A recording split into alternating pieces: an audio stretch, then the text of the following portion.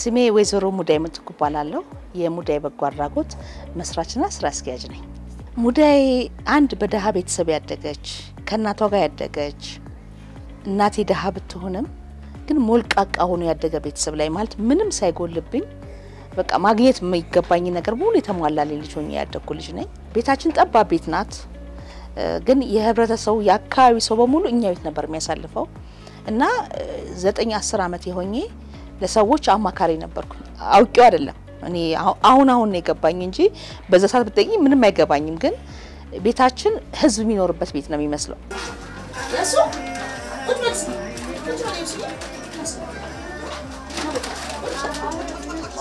ፕላስ በ18 አመቴ ልክ ሃይ ስኩል ማትሪክ ተፈተንኩኝ። ግንቦት ማትሪክ ተፈተንኩኝና ሰኔ እዚህ ቤት ገባሁኝ። ቀጥታ በቃ ቤት ፈልጉኝ ትሪት ከፍታል ብዬ አልኩኝ። አይቻል ልምዷለኝ ይሄ ቤት ተገኘልኝ። እግዚአብሔርና አመሰግናለሁ። ይሄው 25 አመት ኖርኩበት እዚህ ግቢ ላይ። በጎ አድራጎት ሲሆን የመጀመሪያ የተከፈተው ቢዝነስ ነው የተከፈተው። ከዛ ግን ጨርሼ ስራዬን ወደ ገርጂ በሚሄድበት ሰዓት ላይ ምን ያጋጥመኛ እናትና ልጅ ሲለምኑ ያለው ከአባት ጋር ሲለምኑ ያለው ጠይቃቸዋል። እናንተ ለምኑ ልጆቹ ግን ለምን ትሪት ማትልኩት እየስላቸው ህንጻ መከፍለው የለኝም ምሳ መቋጠሮ የለኝም ደብተር ብዙ ምክንያቶች ይነግሩኛል። ሲነግሩኝ ምን አልኳቸው ችግር የለም እኔ ጋምጡ ነጻ አስተምራለሁ አልኳቸው። አስገባው ብዙ ልጆች በራሴ ስልጣን። ከዛ ምን ተፈጠረ ዩኒፎርም አለበስኳቸው እነዚህ ልጆች። ከዛ ከፋዮች የልጆቻቸው ዩኒፎርም ከኔ ቤት እናቶች ጋር ተቀምጠው አዩ። ከዛ ኮሚቴ አዋቀሩና እንዴት የኛ ልጆች ከኔ ቤት ጋር አብረው ይማራሉ የሚል ጥያቄ ያቀረቡልኝ። እንደውም እኛን የተጎዳ ነው ምክንያቱም አልኳቸው የእናንተ ልጆች ምሳቃ ከፍተው ይበላሉ ቁርስ ሰዓት ላይ ምሳሳል ላይ እነዚህ ልጆች ግን የሚበሉት የለም። መምህራን ምሳ ካለው ምሳቃ አካፍላቸዋል።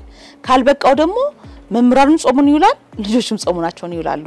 እና ለኛ ነው ፔንፉል በአንድ ድሜ የሚገኙ አንድ ዩኒፎርም ለብሶ ለኛ ነበር ከባድ ስላቸው አይ ትምርት ሞልቷል እነሱ ከፈለግሽ ለምን ሌላ ቦታ ተካይተሽ አታሳድጊያቸው ማሉኝ። እነዚህ ደሃ ልጆች እኔ ደሃውን ነው መርጠው አልኩኝ። በቃ ስራ መስራት አለብኝ ብዬ መጀመሪያ አረሳውን በህይወቴ ኮንትራት ነው ያስኩት። የአንድ የትምርት ቤት ኮንትራት ሻይ ቤቱን ኮንትራት ይዤ የትምርት ቤት ኮንትራት ሻይ ቤቱን ይዤ ማለት ነው የተለያዩ ምግቦች ማቅረብ ጀመርኩኝ። ግቢ ያስዋል ማል ሰራው የለም እንዳልኩሽ በንግዱ ዓለም ጎበዝ ነኝ ሰራለሁኝና ያን ሰርቼ ግን ምንድነው ዞሮ ለዚህ ግቢ ነው ማውለው ቤት ክራይ ከፍልበታለሁ። በዛን ሰዓት መምህራን ደሞዝ ከፍልበታለሁ ልጆቹን መግብበታል በሰዓቱ ማለት ነው። ስልስል በቀን አንዴ መመገብ ጀመርኩኝ ልጆቹን ምክንያቱም ይራባሉ ብዬሻለሁኝ። ከባድ ነበር። እናቴ በዛ ሰዓት በጣም ታግዘኝ ነበር። እንጀራ መሸጥ ባልትና መሸጥ በጣም ታግዘኝ ነበር። ያን ነገር ደግሞ አልተውኩትም። አሁን ድረስ አሳድጌው አሁንም ኤክስፖርት አደርጋለሁ ባልትና ላይ እንጀራ ላይ እንዲሁም ደግሞ የተለያዩ ቢዝነሶች አሉኝ ኮተት ላይ ዶሮ ላይ ጸጉር ቤት የተለያዩ ቢዝነሶች አሉኝ። እነሱ ግን በገቢው ለዚህ ግቢ ነው።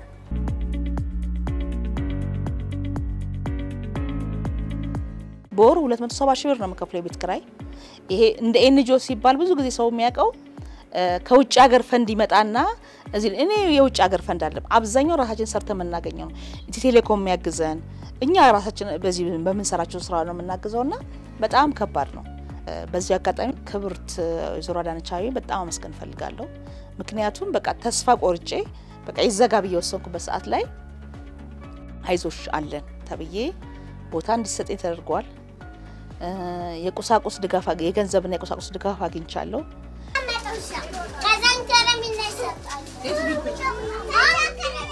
ደስተኛ ነኝ በጣም በመሰራው ስራ። አሁን እኔ ሰርቼ ራሴን ልለወጥ ብል እንደ ቢዝነስ በጣም እችላለሁ ችግር የለም። ነጋዴም ስለሆንኩኝ ቢዝነስ ዓለምም ስላለው መስራት እችላለሁ። ግን የኔ ሙዳይ ደስታውም እንደምትይ የአንድ ልጅ ህይወት መቀየር የአንድ እናት ህይወት መቀየር እኔ ከ2000 በላይ እናቶችን ቀይሬያለሁ።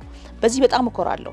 2000 በላይ እናቶች ቀየርኩ ብዬ ስል በምን ተቀየሩ ቢባል ራሳቸውን ችለው ትናንትና ተረጂ የነበሩ እናቶች ትናንትና ሴተኛ ዳሪ ህይወት ውስጥ የነበረች እናት ትናንትና ለመና ውስጥ የነበረች እናት ግን ዛሬ ግን ተከራይታ በራሷ ቤት ላይ ሆና ልጇን ማሳደግ ችላ ሰውን በማገዝ ያው ሰው ማገዝን የራሷን ልጆች ማገዝ እኮ ማገዝ ነው የሚባለውና ያን ማርጋ መኖሯ ራሱ ለኔ ትልቅ ኩራት ነው የሚሰማኝ።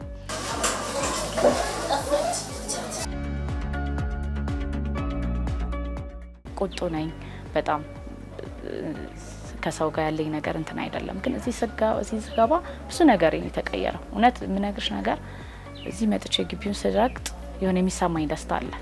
ይሄ ከክፍያ አንፃር ከብር አንፃር ወይ ከስራ አንፃር አይደለም በቃ ልክ ስገባ ደስ የሚለኝ ነገር አለ እና መልካምነትን ተማሪባታለሽ ራስን መግዛትን ተማሪባታለሽ የሚገርመኝ ወደ ሰፊናት አትናደድም አታ እንኳን ቤት ምሰጠው ብታጣ እፊቷ ላይ ምንም አይታወቅባትም እና ይሄ ነገሯ ደስ ይለኛል ጠንካራ ሴት ናት ማሻገር እኮ በጎነት ነው ያለኝ ልብስ ማካፈል በጎነት ነው በጓራው ድረስ መሄድ አይጣበቅብንምና መጸለይ እኮ በጎነት ነው እኔ ሁሉም እምነትኛ ያገባንም የፈለገውን ሰው ያመነውን ስላመነ ግን በሚያመልከው አምላክ ስም እግዚአብሔርን ቢጸልይ ትልቅ ዋጋ አለው በያስባለውና አንደኛ እሱን ቢያናርግ ሁሉም ሰው እንደገና እንደ ሙዳይ ደግሞ ቤታችን ሁሌም ክፍት ነው ከሰኞ እስከ ሰኞ መታችሁ ይሁን ጎብኙን ላለው